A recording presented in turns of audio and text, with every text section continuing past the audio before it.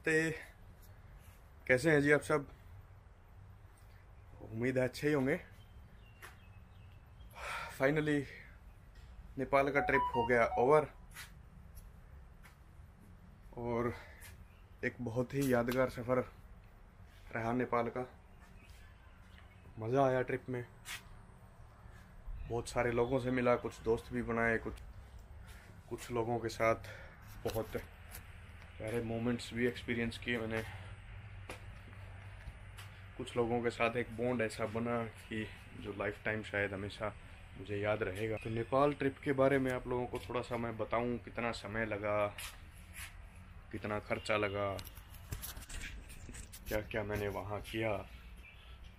उससे पहले मैं उन सब लोगों को धन्यवाद करता हूँ जिनसे मैं वहाँ मिला, जिनकी वजह से मेरा नेपाल का ट्रिप और एक यादगार सफ़र बना है।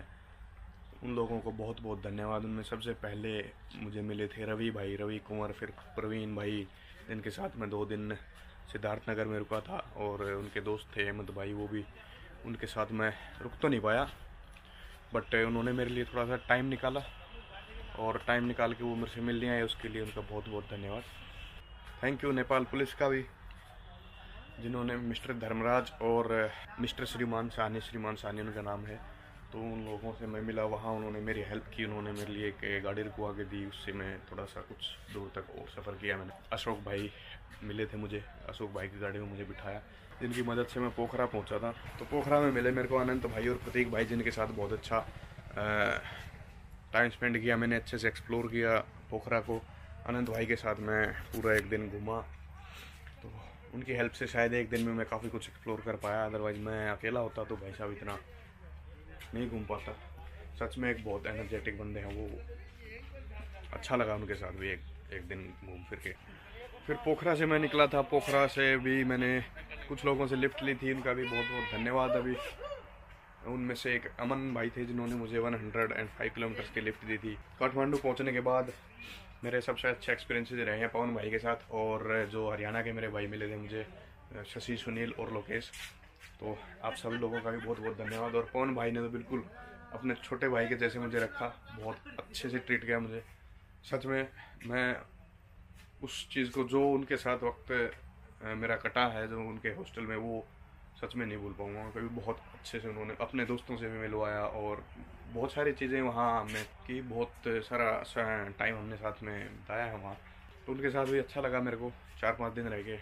थैंक यू पवन भाई। तो उनसे काफ़ी कुछ इन्फॉर्मेशन भी मिली, नई जानकारियाँ भी मिली, कुछ मैंने भी उनको शेयर की इंडिया के बारे में, कुछ नेपाल के बारे में उन्होंने बताया, कुछ अपने बारे में, अपने परिवार के बारे में, सारी चीज़ें उनके साथ शेयर हुई। तो एक अच्छा बॉन्ड हमारा बन गया। तो पवन भाई थैंक यू वेरी मच आपका भी, इतना अच्छा ट्रीटमेंट मुझे देने के लिए, क्योंकि एक गेस्ट से बढ़ के आपने मुझे सम्मान दिया है वहाँ, क्योंकि एक गेस्ट की तरह तो मैं रहा ही नहीं वहाँ, आपके एक परिवार के सदस्य की तरह आपने मुझे रखा।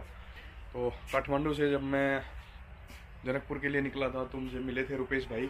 रुपेश भाई आपका भी बहुत बहुत धन्यवाद, आपने भी मुझे 150 किलोमीटर्स के लिफ्ट दी थी, जो कि एक बहुत बड़ी हेल्प थी। मैं शाम तक जनकपुर पहुंच पाया आपकी हेल्प की वजह से।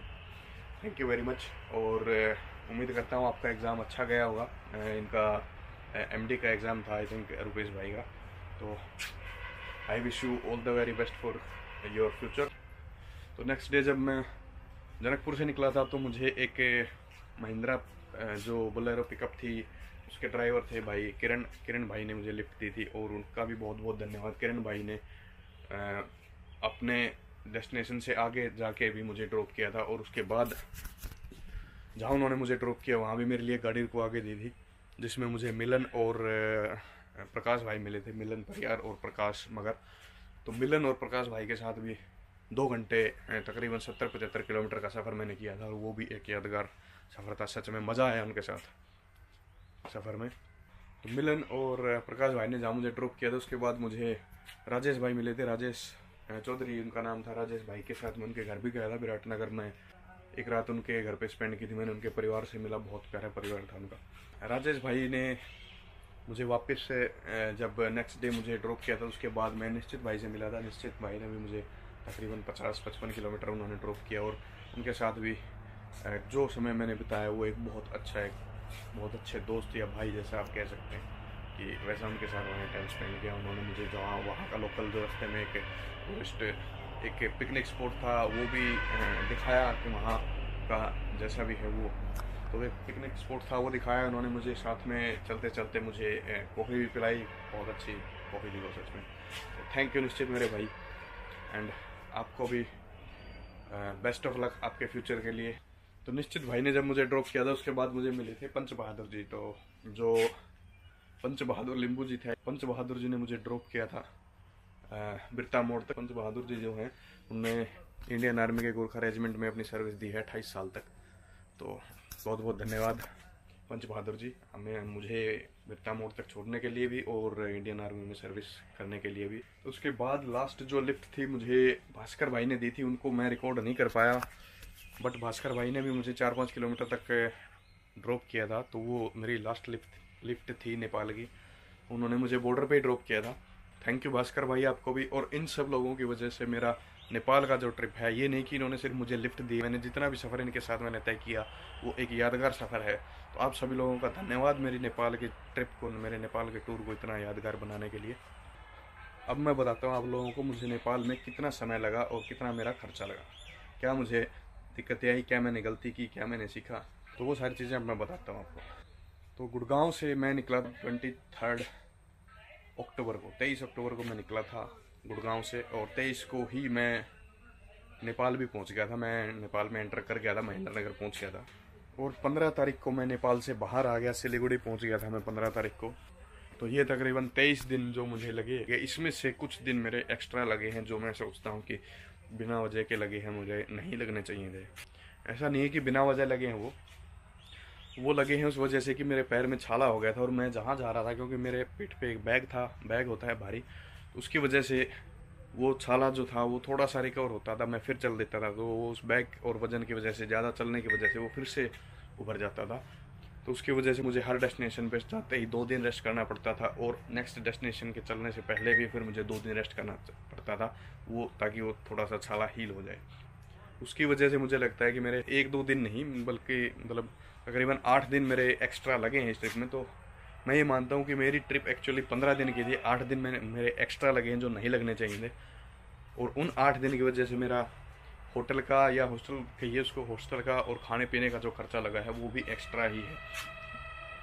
तो खर्चे की बात करें, खर्चा मैंने खर्च किया प्रिसाइजली, मैंने नोट डाउन तो नहीं किया है हर चीज़ को कि मेरा इसमें यहाँ इतना खर्चा लगा, इतना यहाँ लगा। मैं मोटा मोटा आपको बता देता हूँ कि मैंने यूज़ किए हैं 13,000 रुपीज़ अपने अकाउंट से। तो उस 13,000 में से मुझे लगता है कि 4,500 से 5,000 रुपये मैंने एक्स्ट्रा यूज़ किए हैं जो इस ट्रिप में नहीं लगने थे मेरे। क्योंकि एक मैंने महेंद्र नगर से एक पेयर सैंडल लिए थे और एक बैग लिया था, जो बैग मेरा ख़राब हो गया था, उसकी वजह से दूसरा बैग फिर मुझे लेना पड़ा। तो वो जो है कुछ वो खर्चा था। और जो ये 8 दिन है इनमें हॉस्टल का और खाने पीने का जो खर्चा लगा है वो इस ट्रिप में मैं इंक्लूड नहीं कर रहा हूँ। तो उसमें से मैं 4,500 रुपये में 13,000 में से कम करके आपको बता रहा हूँ कि 15 दिन के ट्रिप में मेरे लगे हैं 8,500 रुपये। तो कोई ज़्यादा खर्चा नहीं है। अगर आप, मैं समझता हूँ कि अगर आप हिचहाइक भी ना करें, क्योंकि मैंने ऑलमोस्ट जर्नी हिचहाइक करके निकाली है, मैंने बस या टैक्सी वगैरह तो कहीं ली नहीं। एक जगह मैंने वालिंग से पोखरा तक की एक बस ली थी, उसमें भी मुझे उसने बहुत ज़्यादा पैसे लिए थे, शायद 50-55 किलोमीटर के लिए उसने मेरे से 500 नेपाली रुपीज़ ले लिए थे। तो वो एक थोड़ा सा उसको कह सकते हैं कि हाँ एक वो गलत एक्सपीरियंस था मेरा, या हो सकता है कि वो उतना फेयर उतना ही हो उसका, मैं कुछ ज़्यादा सोच रहा हूँ। तो अगर आप लोगों को पता है कितना फेयर लगता है तो प्लीज़ कमेंट में बताना ज़रूर, ताकि आगे कोई अगर जाए मेरे बाद तो उसके साथ ऐसा ना हो अगर गलत हुआ है तो ये। और 2 बार मैंने स्कूटर लिया था, एक पोखरा में और एक बार काठमांडू में। जो पोखरा और काठमांडू के बाहर का जो एरिया था वो मैंने एक्सप्लोर किया। तो वहाँ 700 रुपीज़ ईच डे मैंने स्कूटर का दिया था, और 300 रुपीज़ का उस पर पेट्रोल मैंने डलवाया था। तो 1,000 आप पर डे का मेरा मान सकते हो कि 2,000 और 500, ये 2,500 नेपाली रुपीज़ मेरे स्कूटर और बस का लगा है। और अगर मैं स्कूटर नहीं लेता तो वहाँ मेरा शायद 2 या 3 दिन और भी लग जाते। अगर आपको टाइम बचाना है तो आपको स्कूटर ले लेना चाहिए एक दिन के लिए एटलीस्ट काठमांडू और पोखरा में जाके, क्योंकि पोखरा के बाहर का भी इलाका बहुत बड़ा है और बहुत सुंदर है, आप मिस नहीं करना चाहेंगे उसको। खाने का मैं आप लोगों को बताऊं कि नेपाल में आप कहीं भी जाएंगे तो थकाली भांसा होता है, आपको वहाँ खाना है। अगर आप डिसेंट प्राइस में खाना खाना चाहते हैं तो वो नेपाल का एक ट्रेडिशनल खाना है, आपको खाने में भी अच्छा लगेगा और ज़्यादा महंगा भी नहीं पड़ेगा। तो थकाली भांसा में आप जाइए। और खाजा जो है वो एक नाश्ता होता है, बहुत लाइट खाना होता है, उससे आपको मतलब एक फुल मील तो आप उसको नहीं कह सकते, पेट तो नहीं भरेगा, बट आपको अगर हल्का खाना है तो आप खाजा घर में जा सकते हैं, तो वहाँ आप खा सकते हैं। तो ये था जी इसका ट्रिप का एक थोड़ा सा ओवरव्यू, जो मैंने एक्सपीरियंस किया, जो मैंने सीखा वहाँ से, जो मैंने गलतियाँ मैंने ये की कि मैंने टाइम बहुत वेस्ट किया। एक्चुअली वेस्ट तो नहीं किया, मैं मजबूरी थी मेरी भी कि मेरा छाला हो गया था पैर में, इसकी वजह से मुझे थोड़ा सा टाइम लगा। बट मुझे लगता है कि 1-2 दिन मैंने अपने आलस में भी, अपने लेजीनेस की वजह से भी मैंने वेस्ट किया है। तो चलिए, ये एक मेरी नेपाल ट्रिप का ओवरव्यू था। और अगर इसके अलावा भी आप लोगों के अगर कुछ क्वेश्चंस हैं तो आप मुझसे कमेंट में पूछ सकते हैं, या फिर मेरे इंस्टाग्राम प्रोफाइल का लिंक डिस्क्रिप्शन में है, आप मुझे इंस्टाग्राम पे मैसेज करके भी पूछ सकते हैं। तो चलिए अभी इस वीडियो को करते हैं ख़त्म। और वीडियो अगर अच्छी लगी आपको तो लाइक कीजिए, शेयर कीजिए, कमेंट कीजिए, और मेरी जर्नी को आगे फॉलो करने के लिए चैनल को सब्सक्राइब कीजिए और बेल आइकन प्रेस कीजिए। तो चलिए, टेक केयर, गुड बाय, मिलते हैं अगले वीडियो में।